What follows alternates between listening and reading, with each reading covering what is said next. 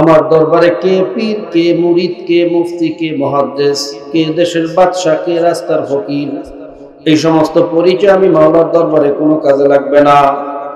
আমার কাছে ঈমান আনার পরে আমলে সলে করে সুস্থ কলব নিয়ে যে আসতে পারবে, আমি মাওলা তাদের কি জান্নাতুল ফেরদাউস দান করব। মাত্র 2 বছরের ব্যবধানে আফগানিস্তানের মুদ্রা এখন ডলারকে অতিক্রম করে পৃথিবীর ভিতরে শ্রেষ্ঠ মুদ্রায় পরিণত হয়েছে। ঠিক না বেঠি?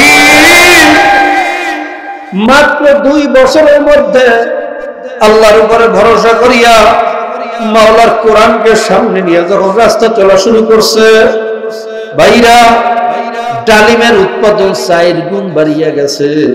কথা এবং কাজের মাধ্যমে আল্লাহ পাকের স্মরণ হয়। কার স্মরণ? এখানে যে আলোচনা হইতেছে, যে কথা হইতেছে, এই কথার মাধ্যমে কি জমি জমা স্মরণ হয় না আল্লাহ স্মরণ হয়? টাকা পয়সা স্মরণ হয়? এটা আল্লাহ পাকের জিকির, কোনো সন্দেহ নেই। কথা ঠিক না? চক্ষু দিয়ে তাকাইয়ে রয়েছেন, চোখের জিকির হইতেছে। অন্তর দিয়ে খেয়াল করতেছেন, অন্তরের জিকির হইতেছে। কথা ঠিক না? শরীর উপস্থিত রাখছেন, শরীরের জিকির হইতেছে। কান দিয়ে শুনতেছেন, কানেরও জিকির হইতেছে। এক কথায় পাও থেকে মাথা পর্যন্ত প্রত্যেকটা অঙ্গ প্রত্যঙ্গ কার জিকিরে মশগুল? জোরে কোন? আর জিকিরের মজলিস সম্পর্কে আল্লাহ রাসূল সাল্লাল্লাহু আলাইহি ওয়াসাল্লাম বলেন, হাফফাতুল মালাইকা, ফেরেশতারা জিকিরের মজলিস দেখলে ওই মজলিসটাকে ঘেরাও করিয়ে ফেলে। অগশিয়াতুমুর রাহমাহ ওয়া নাযালাত আলাইহিমুস সাকিনা, ওই মজলিসে আল্লাহ পাক রব্বুল আলামিন সাকিনা বর্ষণ করেন, রহমত বর্ষণ করেন।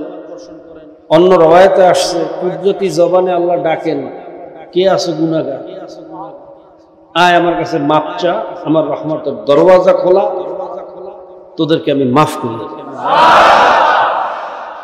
কাজী বাবা, বড় দামি একটা মজলিসে আমরা বসছি। কথা ঠিক না? যদি নিয়াতে খুলুসের সাথে বসতে পারি, খোদার কসম খাইয়া বললেও ভুল হবে না, একটা মানুষকে আল্লাহ খালিয়ে ধরিয়ে দেবে।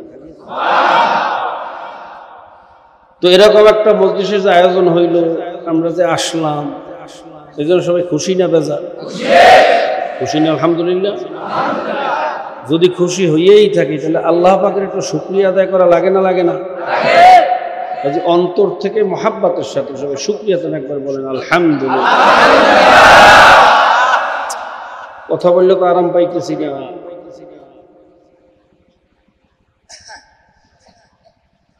আল্লাহ। তো ভাইরা, অতিরিক্ত মানে আওয়াজ বিকৃত করিয়ে ফেলায় কোন লাইনটা, ওইটা কমান না ভাই।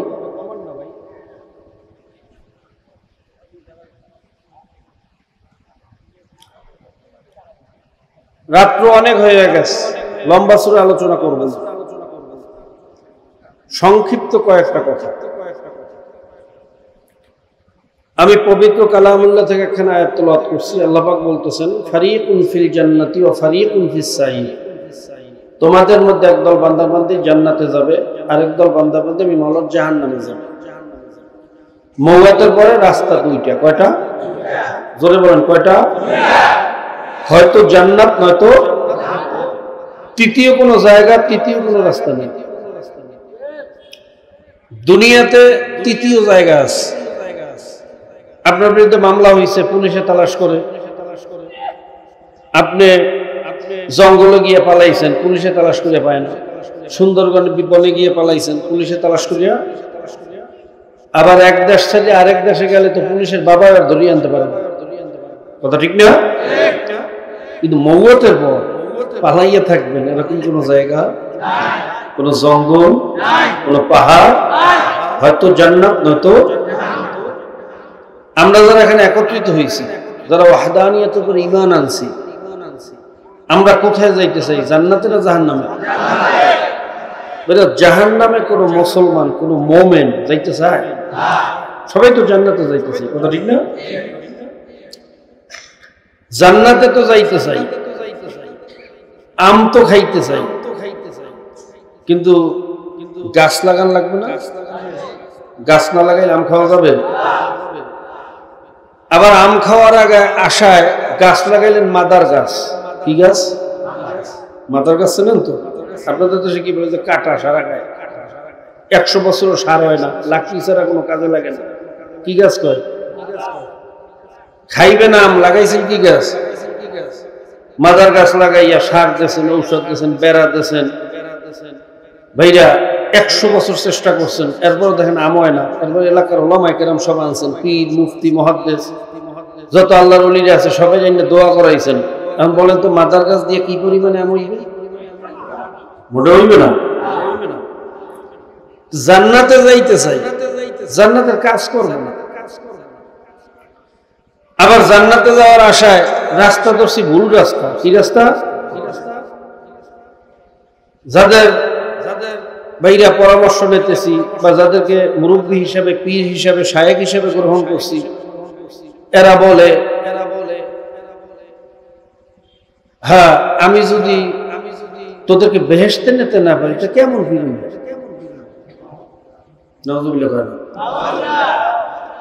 আবার মুরিদও কয় আমার বাবা আল্লাহর ওলি, যার হাতে মারেফাতের খনি, চাইতে জানলে হয় না কাঙ্গাল, বাবারে তোর দরবারে কেউ ফেরে না খালি হাতে, বাবারে তোর দরবারে। নজরুল্লাহ কেন? আল্লাহর ধন রসুলকে দিয়ে আল্লাহ গেছেন বলে গায়ে বইয়ে, রসুলের ধন খাজায় পাইয়া বসিয়েছে আজমিন। কি একদল আছে না ভাইরা? কিয়ামতের ময়দানের অবস্থা দেখার পরে যখন জাহান্নাম গুনাহগারদেরকে দেখে খাওয়ার জন্য পাগল হয়ে যাবে, ইয়াউমা নাকুলু লিজাহান্নামা হালিম তালাতি ওয়া তাকুলু হাল মিন মাজিদ। কিয়ামতের ময়দানে আল্লাহ পাক জাহান্নামকে জিজ্ঞাসা করবেন, এ জাহান্নাম, তোকে যেই পরিমাণ গুনাহগার তোর পেটের ভিতরে দেওয়া হয়েছে, এটা খাওয়ার পর কি তোর ক্ষুধা মেটছে? তুই কি আসুদা হইছো? তখন জাহান্নাম উত্তর দেবে হাল মিন মাজিদ, আল্লাহ আমার ক্ষুধা মেটে না, আমার আরো দাও, আরো দাও, আরো দাও। ক্ষুধার তো জাহান্নাম গুনাহগারদেরকে দেখে খাওয়ার জন্য পাগলের মতো হয়ে যাবে। এক একটা শিকলের সাথে 70,000 ফেরেশতা, এরকম হাজার হাজার শিকল দিয়ে লক্ষ লক্ষ কোটি কোটি ফেরেশতারা জাহান্নামকে টানিয়ে রাখবে, কিন্তু রাখতে পারবে না। জাহান্নাম শুধু শিকল ছিঁড়ে সামনের দিকে দৌড়িতে থাকবে। জাহান্নাম যখন শিকল দিয়ে টানিয়ে ধরা হবে, বাধা প্রাপ্ত হইয়া জাহান্নাম গুরিম গুরিম আওয়াজ শুরু করবে। জাহান্নামের গুরিম গুরিম আওয়াজে কিয়ামতের ময়দানটা থরথর করে কাঁপিয়ে হবে। এই অবস্থা দেখার পরে সমস্ত নবীরা পর্যন্ত সিজদায় পড়ে যাবে। নবীরা বলবে ইয়াকুলু মুসা কালিমুল্লাহি নাফসি নাফসি, ঈসা রূহুল্লাহি নাফসি নাফসি, ইব্রাহিম খলিলুল্লাহি নাফসি নাফসি। সমস্ত নবীরা পর্যন্ত বলবে মাবুদ আমারে বাঁচাও, আমারে বাঁচাও, আমারে বাঁচাও। তা আমি জিজ্ঞেস করি, যেই মুহূর্তে নবীরা বলবেন আমারে বাঁচাও, সেই মুহূর্তে তোমার বাবাই কি করবে? কথা হয় না। কার বাবার ক্ষমতা আছে করে জান্নাতে নেওয়া? জোরে বল। আল্লাহ পাকের খাস মেহেরবানি ছাড়া কেউ কার আমল দিয়ে জান্নাতে যেতে পারবে? তাহলে তো ইবলিসও জান্নাতে যেত। ইবলিস আমল কম করছিল?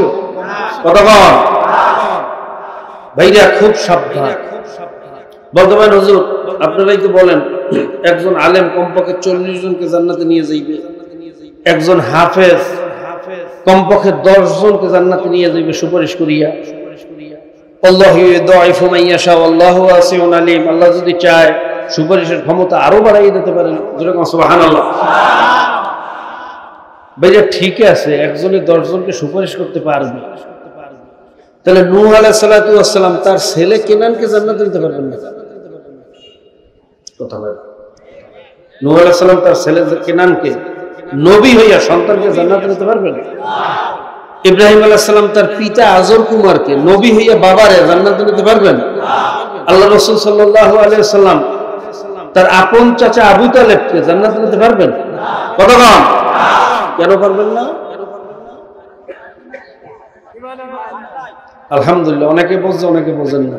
ঈমান ছিল না। কি ছিল না? জোরে বল, কি ছিল না? ভাইয়া সুপারিশ হইল ওই ব্যক্তির জন্য যার ঈমান ঠিক আছে। কি ঠিক আছে? সামান্য গুনার ভাইয়া মাফ করাইতে পারে নাই, আমলনামায় রইয়া গেছে, গুনার কারণে জাহান্নামের হুকুম হয়ে গেছে। এই সমস্ত গুনাহগারদেরকে যখন জাহান্নামের দিকে টানিয়ে টানিয়ে নিয়ে রওনা করবে, তখন কিছু জান্নাতি আল্লাহর ওলি, হক্কানি উলামায়ে কেরাম, হক্কানি হাফেজ, যারা জান্নাতের সার্টিফিকেট পাইয়া গেছে, এরকম কিছু জান্নাতি ওই সমস্ত গুনাহগারদেরকে সুপারিশ করতে পারবে যাদের ঈমান ঠিক ছিল। কি ঠিক ছিল? জোরে কোন? ঈমান যদি ঠিক না থাকে, কারো বাবার ক্ষমতা নাই কারো জান্নাতে। কথা ঠিক না? আল্লাহ পাক রব্বুল আলামিন আমাদের সকলকে খাঁটি ঈমানদার হইয়া কবরে যাওয়ার তৌফিক দান করুন। আমিন। ভাইরা এবার আসেন, এখানে আরেকটা কথা বলে রাখা লাগে, যারা মনে করে আমার বাবা আমার জান্নাতে নিয়ে যাইবে, তাদের ঈমান ঠিক নাই। ঈমানের মধ্যে সমস্যা আছে না নাই? আছে। তোর বাবা কাউরে জান্নাতে নিতে পারবে না। পীর মুরিদি হইল, পীর মানে মুরব্বি, আরবিতে বলে শায়েখ, আরবিতে বলে কি রাতুত তরিক, অর্থাৎ রাস্তা দেখানেওয়ালা, মুরশিদ। সে রাস্তা দেখাইয়া দেবে, এই রাস্তা চলো, জান্নাতে যাওয়ার আশা করা যায়। কথা ঠিক না? যদি ওই রাস্তায় আপনি চলেন, মুরিদ চলে, পীরে যদি না চলে, মুরিদ জান্নাতে যাইবে, পীর জান্নাতে যাইতে পারবে না। জান্নাতে যাইতে কাজী জান্নাতে যাওয়ার জন্য শর্ত হলো দুইটা। কয়টা? ইন্নাল্লাযীনা আমানু ওয়া আমিলুস সলিহাতি কানাত লাহুম জান্নাতুল ফিরদাউসি নুজুলা। আমার দরবারে কে পীর, কে মুরিদ, কে মুফতি, কে মুহাদ্দিস, কে দেশের বাদশা, কে রাস্তার ফকির, এই সমস্ত পরিচয় আমি মাওলার দরবারে কোনো কাজে লাগবে না। আমার কাছে ঈমান আনার পরে আমলে সলে করে সুস্থ কলব নিয়ে যে আসতে পারবে, আমি মাওলা তাদের কি জান্নাতুল ফিরদাউস দান করব। তাহলে মাওলার কাছে জান্নাতে যাওয়ার জন্য শর্ত দুইটা। কয়টা? জোরে কোন? কয়টা? ঈমানদার এবং নেককার। মুখস্থ করেন, ঈমানদার, ঈমান আনতে হইবে, আমল ভালো আমলে চলে করতে হবে। কথা ঠিক না? এইবার আসেন একটু পরীক্ষা করে দেখি আমাদের ঈমানের অবস্থা কি। দেখবো? কথা বলেন, রাগ হইবেন না তো? বুঝছেন? কিন্তু অনেকে রাগ হইতে পারে। পরীক্ষা করে দেখবো ঈমানের অবস্থা, পরীক্ষা করার দরকার আছে না? ঈমানের ৭৭টা শাখা, অনেক লম্বা কথা। মৌলিকভাবে ৩ জিনিসের নাম হইল ঈমান। কয় জিনিস? ৩টা শিকড়ের উপরে ঈমান নামক বৃক্ষটা দাঁড়ানো, তার শাখা প্রশাখা, ডাল পালা, কাণ্ড, মূল, ফুল, অনেক কিছু থাকতে পারে। কথা ঠিক না? কিন্তু মূল গাছটা দাঁড়াই রয়েছে কয়টা শিকড়ের উপর? জোরে কম। ইকরার বিল লিসান, তাসদিক বিল জানান, আমাল বিল আরকান। মুখে স্বীকার করা, অন্তরে, আর কাজে কর্মে আমলে ইহুদি খ্রিস্টানের দালালি করা, তাদের আইন বাস্তবায়ন করা। কাজে কর্মে প্রমাণ করা লাগবে না যে আমি আল্লাহ এবং আল্লাহ রসুলের দলের, আমি আব্রাহাম লিঙ্কন আর মাউসুদনের দলের না। এই ৩ জিনিসের সমন্বয় হইল ঈমান। এর কোনো একটা অনুপস্থিত থাকলে তাকে ঈমানদার বলা যাবে? শুধু মুখে স্বীকার করবেন, অন্তরে বিশ্বাস করবেন। এটা আবু জাহেলও করতো, আবু তালেবও করতো, আবু লাহাবও করতো। কথা ঠিক না? এরা প্রত্যেকে বিশ্বাস করতো আল্লাহর রাসূল সত্য নবী। আবু তালেব মওয়াতের সময় সাক্ষী দিয়ে গেছে, যখন আল্লাহ রাসূল সাল্লাল্লাহু আলাইহি ওয়াসাল্লাম বলেন, চাচা সারা জীবন আপনি আমার খেদমত করছেন, আর আপনি বেঈমান হয়ে দুনিয়া থেকে বিদায় হইবেন, জাহান্নামে চলে যাবেন, এটা আমি কেমনে সহ্য করব? একবার আপনাকে সাক্ষী রেখে কালেমা পড়েন, আমাকে নেতা বললে, নবী বললে মানেন, ইনশাআল্লাহ আপনাকে সুপারিশ করে মাওলা বেহেশতে নিয়ে যাবে। তখন কপাল পরা কি বলছিল? ভাতিজা, আমি জানি তুমি সত্য নবী। সুবহানাল্লাহ। তোমার কিতাব কোরআন সত্য, তুমি নবী সত্য, তোমার আল্লাহ সত্য, সব আমি বিশ্বাস করি। কিন্তু শেষ মুহূর্তে যদি আমি তোমারে নবী বললে, নেতা বললে মানি, আমি যদি তোমার বর্ষতা স্বীকার করি, বাপদাদার ধর্ম ছাড়িয়ে দেই, তাহলে মক্কার কাফেররা কইবে, দেখছো আবু তালেবের মতো এত বড় নেতা, সে শেষ পর্যন্ত তার বাপদাদার ধর্ম ছাড়িয়া এই তার ভাতিজার কাছে হারমান নিয়ে গেল। এই রজ্জা আমি কোথায় রাখবো? নজরুল্লাহ। আবু জাহেলকে তার দোস্ত যখন ঘরের ভিতরে জিজ্ঞেস করছিল, দোস্ত মুহাম্মদ সম্পর্কে তোমার কি ধারণা, তখন একা একা দরজা বন্ধ করে জিজ্ঞেস করে, দোস্ত তোমার কাছে একটা কথা জিজ্ঞেস করবো, সত্য কথা বলবা? বলে হ্যাঁ আমি সত্য বলবো। বলে মুহাম্মদ সম্পর্কে তোমার কি ধারণা? সে যে নবী দাবি করে, কোরআনের কথা বলে, আল্লাহর কথা বলে, এ ব্যাপারে তোমার কি ধারণা? তখন আবু জাহেল বলে, দোস্ত মুহাম্মদ যে সত্য নবী তাতে কোনো সন্দেহ নেই। সে যে মুজিজা দেখাইছে এটা তো সাধারণ মানুষের কাজ না। সে যে কোরআনুল কারীমের কথা বলে, এই কোরআন উম্মি মুহাম্মদ তো দূরের কথা, সে তো নিজের নামে নিজে লিখতে জানে না। সে তো কোনো শিক্ষকের কাছে, কোনো স্কুলে, কোনো মাদ্রাসায়, কোনো মক্তবে পড়ালেখা শেখে না।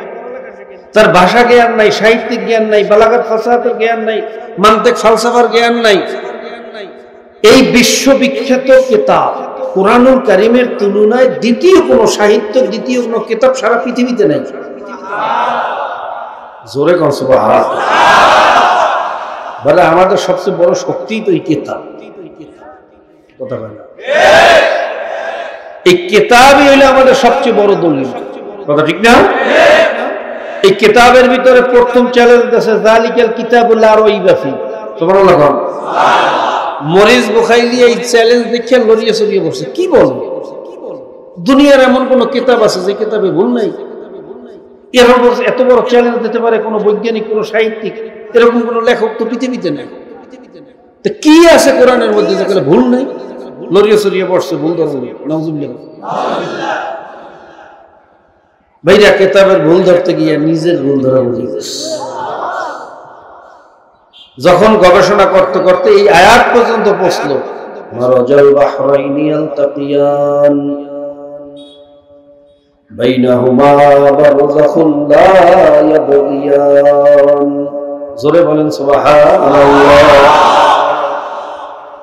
মরিস বুখারী চিন্তা করিয়া গেল, ঘটনা কি? যেই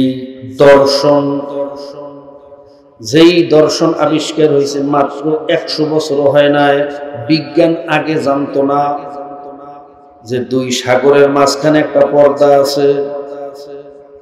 সুবহানাল্লাহ। আটলান্টিক মহাসাগরের পানি বাইরা প্রশান্ত মহাসাগরের সাথে মেলে না। কথা ঠিক না বেঠিক? প্রশান্ত মহাসাগরের পানি আরব মহাসাগরের সাথে মেলে না।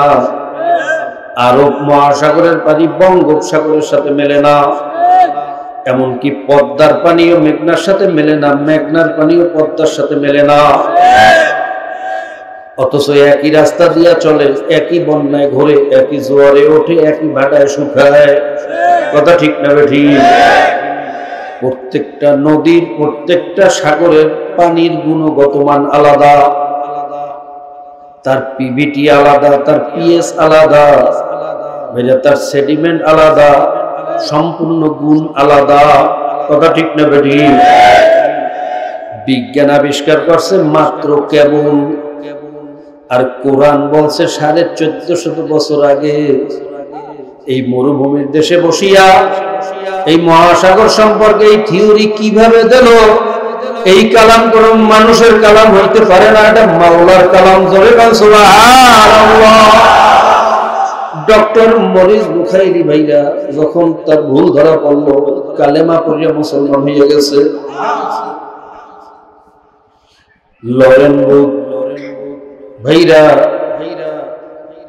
আফগানিস্তানে গেছিল জার্নালিস্টের কাজে। লরেন বুথকে সাধারণ কোন মহিলা না, ব্রিটেনের সাবেক প্রধানমন্ত্রী টনি ব্লেয়ারের শালী। জোরে কোন সুবহানাল্লাহ। জার্নালিস্টের কাজে গিয়া মুজাহিদদের হাতে ধরা পড়ছে। মুজাহিদরা চিন্তা করছে এই মহিলা কোন জাসুস হইতে পারে, গোয়েন্দা হইতে পারে, মোসাদ বা বাইরে অন্য কোন সিআই বা রয়ের এজেন্ট হইতে পারে। তাকে জিজ্ঞাসাবাদের জন্য ক্যাম্পে নিয়ে গেছে। আল্লাহ। লরেন বুথ চিন্তা করলো, আমার অবস্থা তো বড় খারাপ, আমার মতো যুবতী সুন্দরী যদি আমাদের সৈন্যদের হাতে ধরা পড়ে, তার সাথে কি ধরনের পাশবিক আচরণ করা হয় আমি ভালো করিয়া জানি। আজকে আমার সাথেও তো সেই আচরণ হবে। আর মুসলমানরা তো এমনি খারাপ, তারা তো বড় সন্ত্রাসী, তারা তো বড় নিকৃষ্ট। ভয়ে অস্থির হয়ে গেছে, চেহারা লাল হয়ে গেছে। কিন্তু মাওলার কি কুদরত, মুজাহিদরা তাকে জিজ্ঞাসাবাদের জন্য ক্যাম্পে নিয়া ইজ্জত সম্মানের সাথে, মেয়েদের সাথে, মহিলাদের সাথে, মায়ের সাথে যেভাবে আচরণ করতে হয় সেই আদবের সাথে আচরণ করছে, প্রশ্ন করছে। যতক্ষণ প্রশ্ন করছে চেহারার দিকে একবারও তাকায় নাই, জমিনের দিকে তাকাইয়া তাকাইয়া পর কথা বলছে। জোরে বলছে। জিজ্ঞাসাবাদ করার পরে যখন দেখে জার্নালিস্ট ভাইরা ইজ্জত সম্মানের সাথে তাকে প্লেনে উঠাইয়া বাড়িতে যাওয়ার ব্যবস্থা করিয়া দিয়েছে।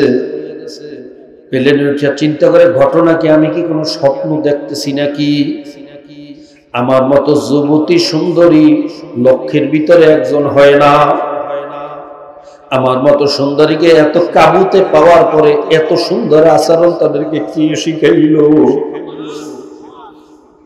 এটা তো কোনো, এই বর্তমান জমানার মানুষের দ্বারা আশা করা যায় না। লরেন মুখ নিজের গায়ে নিজে চিমটি কাটে, দেখে না আমি স্বপ্ন দেখি না, সব বাস্তব। এইভাবে পেরেশানির সাথে যখন দেশে যাইয়া বাইরে পৌঁছলো, চিন্তা করলো ঘটনা কি, মুসলমানদের ব্যাপারে আজীবন শুনছি তারা বড় খারাপ, তারা বড় নিকৃষ্ট। আমাদের মিডিয়া গুলা তো আমাদেরকে এইগুলোই শিখাইছে। আমাদের নেতা তো ইসলাম সম্পর্কে, মুসলমান সম্পর্কে ঘৃণাই শিখাইছে। জোরে কান নাউজুবিল্লাহ। ওই তাদের আচার আচরণের মধ্যে তো সেরকম কিছু দেখলাম না। আমি তাহলে এতদিন ভুল জানছি। মুসলমান সম্পর্কে আমার পরিপূর্ণ জ্ঞান অর্জন করতে হবে।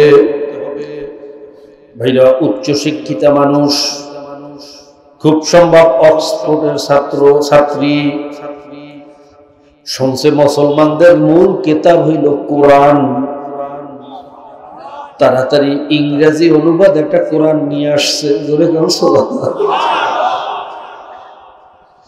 কোরআনুল কারীম উল্টাইয়া পড়তেছে, আশ্চর্য হয়ে যাইতেছে, এটা কেমন কিতাব!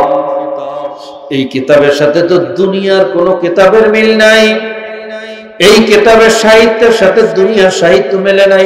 এই কিতাবের কাব্যের সাথে দুনিয়ার কাব্য মেলে না। এই কিতাব সর্বোচ্চ মানের সাহিত্য, সর্বোচ্চ মানের বালাগাত, সর্বোচ্চ মানের ভাষা। এই কিতাব আদর্শে ভরা, বিজ্ঞানে ভরা। এর ভেতরে সায়েন্স আছে, আর্টস আছে, দর্শন আছে, ফিলোসফি আছে, মহাকাশ বিজ্ঞান, স্বাস্থ্য বিজ্ঞান, সব ধরনের জ্ঞান কিতাবের মধ্যে আছে। জোরে কোন সুবহানাল্লাহ। এর দর্শনের সাথে বিজ্ঞানের, দর্শনের বাইরে কোনো টক্কর নাই, ভুল নাই। কুরআনুল কারীমের বিজ্ঞানী থিওরির ভিতরে, দর্শনের ভিতরে বর্তমান জমানার আধুনিক বিজ্ঞানও কোনো ভুল ধরতে পারে না। কথা ঠিক না বেঠিক? জোরে বল ঠিক না বেঠিক? লরেন মুখ চিন্তা করতেছে, এই কিতাব অনুযায়ী যদি কেউ নিজের জীবনের ব্যক্তিগত জীবন পরিচালনা করে, ওই মানুষটা পৃথিবীর ভিতরে শ্রেষ্ঠ মানুষ হবে, তাতে কোনো সন্দেহ নাই। এই কিতাব অনুযায়ী যদি কেউ তার সমাজকে পরিচালনা করে, সমাজটা অল্প সময়ের ভিতরে পৃথিবীর শ্রেষ্ঠ সমাজে পরিণত হবে, তাতেও সন্দেহ নাই। কথা ঠিক না বেঠিক? এই কিতাব অনুযায়ী যদি কেউ রাষ্ট্র পরিচালনা করে, রাষ্ট্রটা হবে পৃথিবীর শ্রেষ্ঠ রাষ্ট্র, যেমন আফগানিস্তান। ঠিক না বেঠিক? ঠিক না বেঠিক? ভাইরা, আফগানিস্তান মাত্র 2 বছর হয় না স্বাধীন হয়েছে। 20 বছর পর্যন্ত পশ্চিমা হায়নারা নেটো জোট মিলিয়া ডেইজি কাটার বোমা আফগানিস্তানকে লক্ষ্য করিয়েই বানাইছে। পৃথিবীর এমন কোন ক্লাস্টার বোমা বলেন, ডেইজি কাটার বলেন, মাদার কিং বলেন, এমন কোন বোমা নাই যেই বোমা আফগানিস্তানে মারে না। ঠিক না বেঠিক? যুদ্ধ বিধ্বস্ত একটা এলাকা। ভাইরা, 20 বছর মারছে আমেরিকা নেটো জোট, তার আগে মারিয়া গেছে সোভিয়েত ইউনিয়ন 9 বছর। জোরে করেন নাউজুবিল্লাহ। উৎপাদন নাই, মিল নাই, কারখানা নাই, রাস্তা নাই, ঘাট নাই, পোল নাই, ব্রিজ নাই, বিদ্যুৎ নাই, রাস্তাঘাটে ডাকাতি হয়, রাত্রবেলা মানুষ রাস্তায় হাঁটে না। এমন একটা গরম রাজ্যে পরিণত করছে, পৃথিবীর ভিতরে সবচেয়ে নিকৃষ্ট রাষ্ট্র বানাইছে আফগানিস্তানকে। কত জোরে কোন ঠিক না ঠিক? এরপরে ন্যাটো বাহিনী ওখান থেকে উঠিয়ে যাওয়ার পরে ভাইরা সমরবিদ সারা বিশ্বের ভাইরা যারা বিশেষজ্ঞ আছে এবং বৈশ্বিক রাজনীতি নিয়ে যারা গবেষণা করে তারা সবাই বলল এই দেশটায় অল্প দিনের ভিতরেই দুর্ভিক্ষ আসবে, মানুষ না খাইয়া মারা যাবে, একজনের বমি খাওয়া আর একজনের বমি খাইয়া বাঁচা লাগবে। জোরে কোন নাউজুবিল্লাহ। সারা পৃথিবীর সাথে তাদেরকে অবরোধ দিয়ে রাখছে। নগদ যে কয়টা টাকা ব্যাংকে ছিল সব ঘানি সরকার ট্রাঙ্কের ভিতরে ভরিয়া প্লেন ভরিয়া যাইয়া দুবাইতে উঠছে। কথা ঠিক না বেঠি? যা কিছু রিজার্ভ ছিল আমেরিকার ব্যাংকে, বিশ্ব ব্যাংকে, সেই রিজার্ভ আটকাইয়া দিয়েছে, একেবারে শূন্য। এর 1 লক্ষ ভাগের 1 ভাগ অসুবিধার মধ্যে পড়লে আমাদের না খাইয়া মরা ছাড়া কোনো রাস্তা ছিল না। কথা ঠিক না বেঠি? এত অবরোধের পরে একটা লোক না খাইয়া মারা গেছে শোনা যায় না। বরংস মাত্র 2 বছরের ব্যবধানে আফগানিস্তানের মুদ্রা এখন ডলারকে অতিক্রম করে পৃথিবীর ভিতরে শ্রেষ্ঠ মুদ্রায় পরিণত হয়েছে। ঠিক না বেঠি? মাত্র 2 বছরের মধ্যে আল্লাহর উপরে ভরসা করিয়া মাওলার কোরআনকে সামনে নিয়ে যখন রাস্তা চলা শুরু করছে, ভাইরা ডালিমের উৎপাদন 4 গুণ বাড়িয়া গেছে। পানির কোলা, সাফা কোলা সারা পৃথিবীতে এখন সামুদ্রিক। জোরে সুবহানাল্লাহ। 1 ঘন্টার নোটিশে পপি চাষ বন্ধ করিয়া দিয়েছে। ভাইরা আপনারা জানেন আমাদের দেশে যেরকম কৃষির উপরে মানুষ নির্ভরশীল, ধান লাগায়, গম লাগায়, ভুট্টা লাগায়, কথা ঠিক না বেঠি? ওই দেশের জমিতে পপি খুব ভালো হইতো, কৃষকরা বেশি বেশি পপি চাষ করত। পপি চাষ করা নাজায়েজ এই ফতুয়া দেওয়ার সুযোগ নাই, কারণ পপু দিয়া শুধু হিরোইন, কোকেন বাইরা আর বাইরা নেশার জিনিস হয় এরকম না। আবার মোরাইছেন আওয়াজটা কোন জায়গায়? ওটা কমন। এখন যেটা বাড়াইছেন এটা কমন।